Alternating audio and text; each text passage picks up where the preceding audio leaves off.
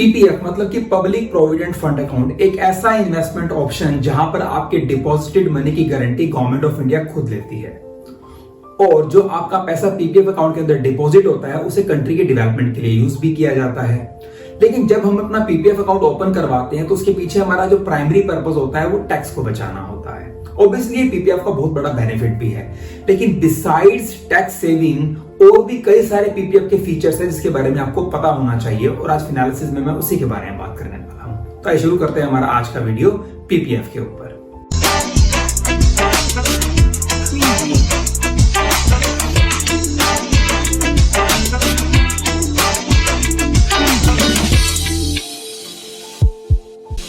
PPF को exam category का investment option माना जाता है। मतलब कि जो पैसा आप पीपीएफ अकाउंट में डिपॉजिट करते हैं उस पे आपको इनकम टैक्स एक्ट में 80C के अंदर रिबेट मिलती है। आपके डिपॉजिटेड मनी पे जो आप इंटरेस्ट अर्न करते हैं वो टैक्सेबल नहीं होता और पीपीएफ के मैच्योरिटी के टाइम में जो टोटल प्रोसीड आपको मिलती है उस पे भी कोई आपको टैक्स नहीं देना होता।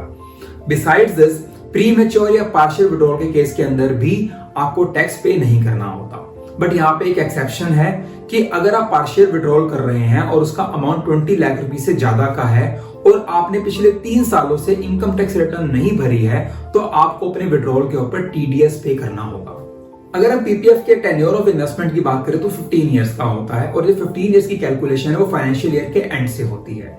एग्जाम्पल के तौर पर मैंने 31 मई 2020 को अपना पीपीएफ अकाउंट ओपन करवाया तो जो मेरा पीरियड शुरू होगा वो शुरू होगा 31 मार्च 2021 से। अब उसमें मैं अगर 15 साल ऐड करता हूं तो मेरा जो मैच्योरिटी होगा पीपीएफ अकाउंट का वो 1 अप्रैल 2036 को होगा।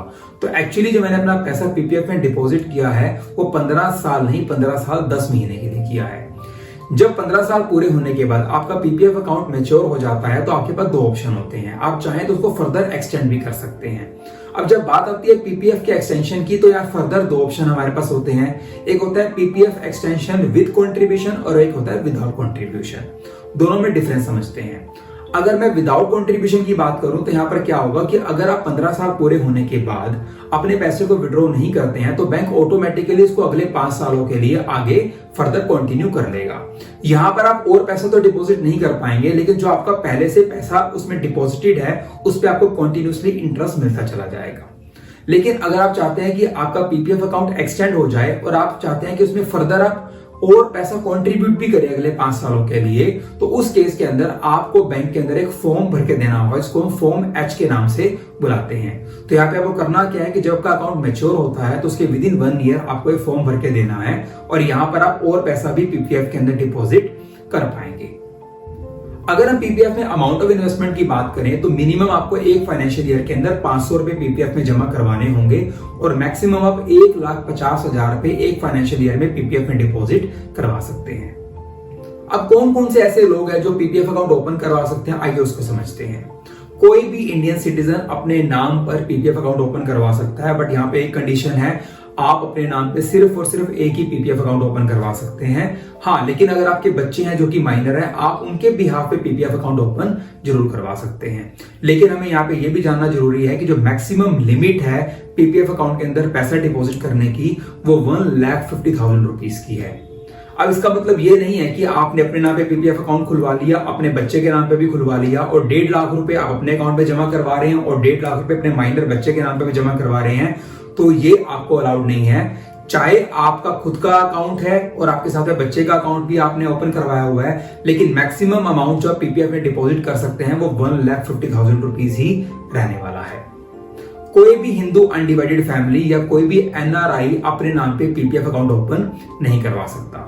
लेकिन यहाँ पे हमें समझना जरूरी है कि मान लीजिए कोई इंडियन सिटीजन है, उसने अपना पीपीएफ अकाउंट ओपन करवा लिया और अकाउंट ओपन करवाने के बाद उसका रेजिडेंशियल स्टेटस चेंज हो गया, मतलब उसके बाद वो एनआरआई बन गया। तो उस केस के अंदर क्या होगा, तो जो अगले 15 साल मतलब जो 15 साल का पीरियड है तब तक तो अपने पीपीएफ अकाउंट को कंटिन्यू कर सकते हैं। लेकिन क्योंकि अब आप एनआरआई बन चुके हैं तो जो एक्सटेंशन होता है 5 इयर्स का वो एनआरआई को अलाउड नहीं होता है। पीपीएफ का जो रेट ऑफ इंटरेस्ट है वो हमेशा गवर्नमेंट ऑफ इंडिया डिसाइड करती है और वो हर क्वार्टर के अंदर रिव्यू किया जाता है, जो कि चेंज भी हो सकता है और जो पहले चल रहा है वो वैसा का वैसा कंटिन्यू भी हो सकता है। यहाँ पे आपको ये भी समझना जरूरी है कि जो इंटरेस्ट की कैलकुलेशन है वो मंथली बेसिस पे होती है, लेकिन जो टोटल आपका डिपॉजिटेड अमाउंट पे इंटरेस्ट होता है वो फाइनेंशियल ईयर के खत्म होने के बाद आपके अकाउंट के अंदर क्रेडिट किया जाता है। अगर आप पीपीएफ से मैक्सिमम इंटरेस्ट का बेनिफिट उठाना चाहते हैं तो आपको हमेशा एक चीज का ध्यान रखना है कि महीना शुरू होने के बाद आपको पहले 5 दिनों के अंदर अंदर अपना पैसा पीपीएफ में डिपॉजिट करना है। इसका बेनिफिट क्या होने वाला है कि अगर आप महीना शुरू होने के बाद पहले 5 दिनों के अंदर अपना पैसा डिपॉजिट करते हैं तो आपको उस महीने का भी इंटरेस्ट मिलता है। फॉर एग्जाम्पल, अगर मान लीजिए मैंने 4 जून को अपना पैसा पीपीएफ में डिपॉजिट कर दिया तो मुझे जून महीने का भी इंटरेस्ट मिलेगा और उसके आगे तो मुझे इंटरेस्ट मिलेगा ही। लेकिन अगर मान लीजिए मैंने 10 जून को अपना पैसा पीपीएफ में डिपॉजिट किया है तो मुझे जून महीने का इंटरेस्ट नहीं मिलेगा और जो मेरा अमाउंट डिपॉजिट मैंने करवाया है उस पर जो इंटरेस्ट होगा वो मुझे जुलाई से मिलना शुरू होगा। जैसा कि मैं आपको इस वीडियो के स्टार्टिंग में बता रहा था कि पीपीएफ अकाउंट के अंदर हर फाइनेंशियल ईयर में मिनिमम 500 रुपीज डिपॉजिट करवाना कंपलसरी होता है। अगर आप ऐसा नहीं करते हैं तो आपका पीपीएफ अकाउंट इनएक्टिव हो जाता है और उसे फिर से रिवाइव करने के लिए जितने भी साल जब आपने पैसे डिपॉजिट नहीं करवाया है पर फाइनेंशियल ईयर के हिसाब से आपको 500 रुपए जमा करवाने होंगे और आप पे हर फाइनेंशियल ईयर की 50 रुपए की पेनल्टी भी लगेगी।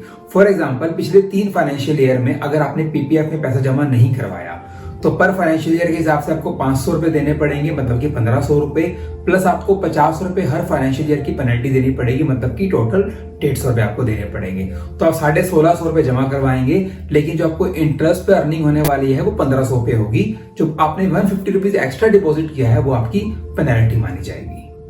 पीपीएफ का एक और मेजर बेनिफिट है वो है लीगल इम्यूनिटी का। सपोज कोई पर्सन है वो बैंकरप्ट हो गया और जिन लोगों ने उस आदमी से पैसे लेने तो उन्होंने कोर्ट में केस कर दिया और कोर्ट के अंदर जज क्या करेगा, क्रेडिटर्स की पेमेंट के लिए जितनी भी एसेट्स होंगी उस पर्सन की उन सबको क्या करेगा, लिक्विडेट करेगा और जो उसे पैसा मिलेगा उसे क्रेडिटर की पेमेंट कर दी जाएगी। लेकिन एक पीपीएफ अकाउंट ऐसा है जिसे कोर्ट भी कभी भी लिक्विडेट नहीं कर सकता और क्रेडिटर की पेमेंट के लिए उसको अटैच नहीं किया जा सकता। देखिए, मैं पूरी की पूरी पीपीएफ की सीरीज आपके लिए लेकर आया हूं। ये मेरी सीरीज का पहला पार्ट था जहां मैंने बेसिक फीचर्स के बारे में बात की पीपीएफ के। इसके अगले पार्ट के अंदर मैं आपको ये बताऊंगा कि अगर आपको प्री मैच्योर विड्रॉल या पार्शियल विड्रॉल करना पड़ जाए पीपीएफ से तो वो कैसे होगा और वो कौन कौन सी कंडीशंस हैं जो आप पर अप्लाई होंगी। और इसके थर्ड पार्ट के अंदर मैं आपको ये बताने वाला हूं कि कैसे आप अपने पीपीएफ अकाउंट के ऊपर लोन भी ले सकते हैं। अगर आपको मेरा वीडियो अच्छा लगा है तो उसको लाइक एंड शेयर करना ना भूलिएगा और अगर आपने मेरा चैनल सब्सक्राइब नहीं किया है तो hit the subscribe button. Thank you so much for watching this video. Take care.